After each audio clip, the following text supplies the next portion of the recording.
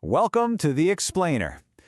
We often think of writing as just, getting our thoughts down on paper. But it's actually way more like being an architect. To do it well, you need a blueprint, the right tools, and a really solid structure. So today, we're breaking down that exact blueprint for better writing. All right, so let's jump right in with a question that seems almost too simple. Is writing basically just speaking, but with letters? It sounds like it should be, right? But the answer is a lot more complex than you might think, and it really challenges how we look at writing. So just take a look at this quiz from our source material. You see statements like, the purpose of writing is to store information, or that one we just talked about, writing is the same as speaking. Well, these aren't simple true or false questions at all. They're debatable.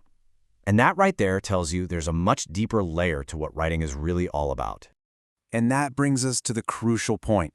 Writing isn't some passive act of just recording what you're thinking. No, it's an active, incredibly powerful skill. It's how we send, store, and get back messages across huge gaps in time and space. You could even call it a technology for communication. Okay, so to communicate well, you can't just wander around hoping for the best. Every writer needs a compass to point them in the right direction. This section is all about figuring out your purpose and your focus before you even type a single word. And here it is. This is such a brilliant way to visualize that compass. It's a simple triangle connecting three key points: you, the writer, your reader, and the subject you're writing about. Every single piece of writing puts its focus somewhere on this triangle. The only question is, where? Well, that focus is what determines the kind of writing you're doing. So if the spotlight is on you, the writer, it's expressive. Think of a personal diary. If it's on the reader, it becomes persuasive, like trying to get a refund. If you're focused on the subject, it's informative. And if you put all the focus on the language itself, that's when you get something poetic. So let's see how this all starts to build on itself. Once you know your purpose, your why, that's when you can choose the right blueprint, the right format for the job. And this is absolutely fundamental. You have to ask yourself two things. Who am I writing to, and what do I want to achieve? Seriously, the answers to those questions will change everything: your tone, the words you choose, and especially the structure you end up using. I mean, just look at this. It's a perfect example. On the left, you've got a quick, informal note for your mom. On the right, a super structured, totally formal CV. It's the same person writing both, but because the purpose and the audience are worlds apart, the format is completely different. Context really is everything. Okay, so we've got our compass and we've picked a blueprint. Now it's time to open up the writer's toolkit. We're talking about the nuts and bolts of language, the stuff that's actually going to hold your structure together and make it strong. One of the most important tools you're going to grab is something called Register. The best way to think about it is like a language wardrobe. You wouldn't wear a tuxedo to the beach, right? And you wouldn't use a bunch of technical jargon to explain something to a 5-year-old. Choosing the right register is all about matching your language to the situation. And to make sure your writing doesn't just fall apart into a jumble of sentences, you need something called cohesive devices. But I love this other name for them: linguistic glue. Isn't that great? It's literally the stuff that connects your sentences and your paragraphs so that all your ideas flow smoothly. Now, our source material points out 5 main types of this glue. They range from really simple things like conjunctions, your ands, buts, and becauses, to things like lexis, which is just a fancy way of saying you use synonyms and related words to link ideas without sounding like a broken record.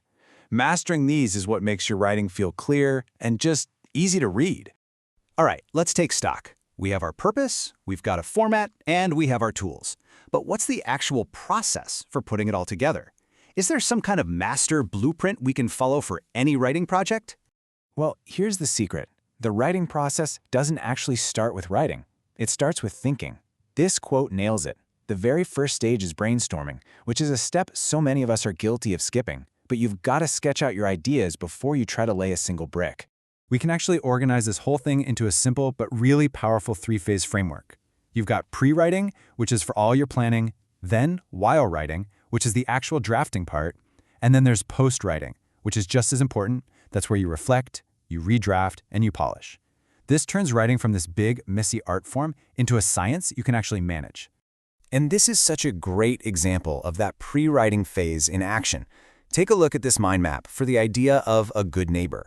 A simple tool like this lets you explore all your ideas freely, you can make connections, and you can build a solid foundation before you ever get bogged down in worrying about perfect sentence structure and grammar. It can be a real game changer for writer's block. You know, following this process isn't just about finishing one piece of writing. It's really about a much bigger journey. It's the path you take from just starting out to becoming a truly confident communicator. And that journey looks a little something like this. It's a continuum, moving from accuracy over to fluency. You start with guided, structured stuff to learn the rules.